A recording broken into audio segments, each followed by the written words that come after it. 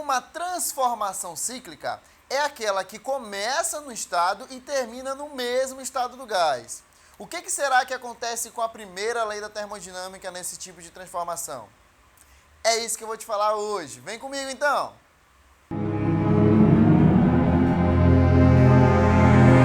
Olá, pequenos físicos! Sejam bem-vindos a mais uma aula de Física com o seu professor Marcos Kelvin.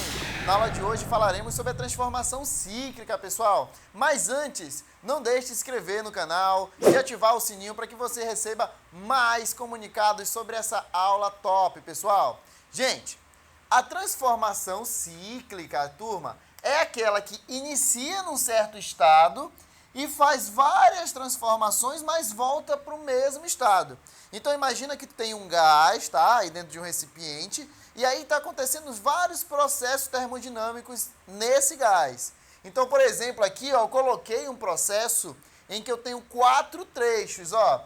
Ele tem um trecho 1, aonde ele sai do estado A e vai para o estado B, fazendo uma transformação isobárica. Ei, se tu não sabe o que é o estado de um gás, o que são variáveis de estado, transformação isobárica, isocórica, volta lá no início dessa playlist que eu te ensino tudo sobre isso, eu vou deixar aqui no card em cima, tá bom?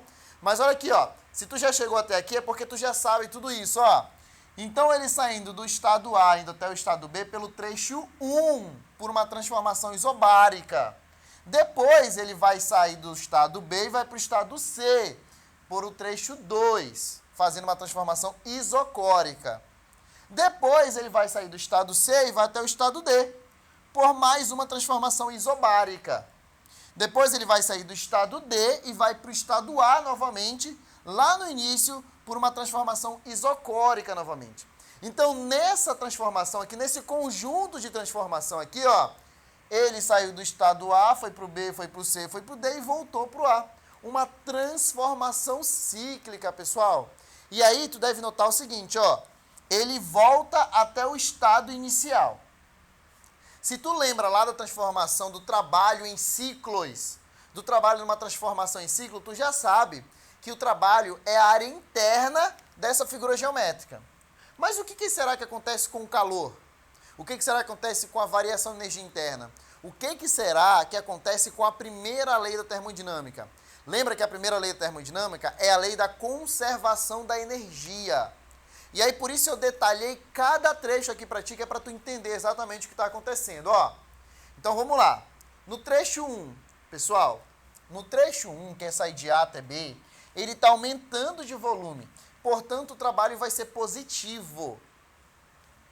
No trecho... o trabalho vai ser positivo, beleza. E o calor? Gente, presta atenção, ó. Aqui tu não está enxergando, mas tem isotermas aqui, lembra? Lembra das isotermas? Ei, se tu não lembra disso, volta lá na aula de transformação isotérmica, hein? Ó, tem isotermas aqui, e quanto mais distante da origem, maior a temperatura.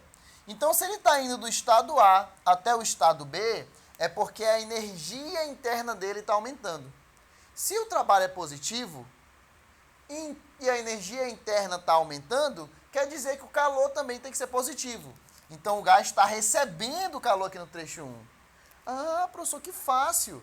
É mesmo. Olha só aqui, ó. No trecho 2 agora, ele está saindo de B até C. Presta atenção. De B até C, ele saiu dessa isoterma e foi até essa isoterma. Então, a temperatura dele diminuiu. E nesse trecho, ele não realizou trabalho porque é transformação isocórica. Então, olha aqui, ó. No trecho 2, o trabalho é nulo. A energia interna é negativa, a variação dela. Logo, o calor só pode ser negativo. Lembra aqui, ó, da nossa primeira lei da termodinâmica, pessoal. Olha aqui, ó, lembra da nossa primeira lei da termodinâmica, tá? Ah, tô entendendo. Então, aqui, o gás, ele perdeu o calor. Ele perdeu o calor. Nesse processo, ele perdeu o calor. Depois, ele saiu de C e foi até D. Quando ele saiu de C e foi até D, ele, ó, diminuiu o seu volume. Então, o trabalho foi negativo. Só que ele saiu de um trecho onde uma isoterma estava mais afastada da origem. Então, ele diminuiu de temperatura. Ei, se ele diminuiu de temperatura, a variação de energia interna é menor que zero. trabalho negativo, ΔU negativo, então o calor só pode ser negativo também. Então, nesse trecho aqui, ó, ele também perdeu calor. Saindo de D, ele volta para A. Nesse processo, eu tenho uma transformação isocórica. Se é isocórico, o trabalho é nulo. Mas ele está aumentando de temperatura, lembra das isotermas. Se ele está aumentando de temperatura, a variação de energia interna é maior do que zero. Se o trabalho é zero e a variação de energia interna é maior do que zero, pela primeira lei da termodinâmica, o calor só pode ser maior do que zero. Observa que agora eu detalhei para ti o que aconteceu em cada trecho dessa minha transformação gasosa. Eu te falei a respeito do trabalho, do calor e da variação de energia interna em cada trecho desse daqui. Agora a minha pergunta é, o que vai acontecer com o calor, o trabalho e a variação de energia interna resultante? O trabalho resultante vai ser a soma do trabalho em cada trecho da minha transformação gasosa cíclica.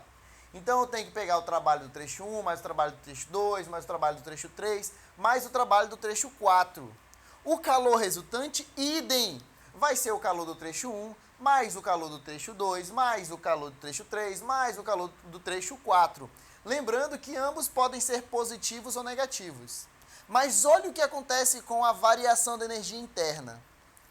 Como ele sai de um estado A e volta para o mesmo estado A, então a temperatura inicial é igual à temperatura final. Isso quer dizer o quê? Que no trecho completo, no ciclo completo, a variação de temperatura resultante vai ser zero.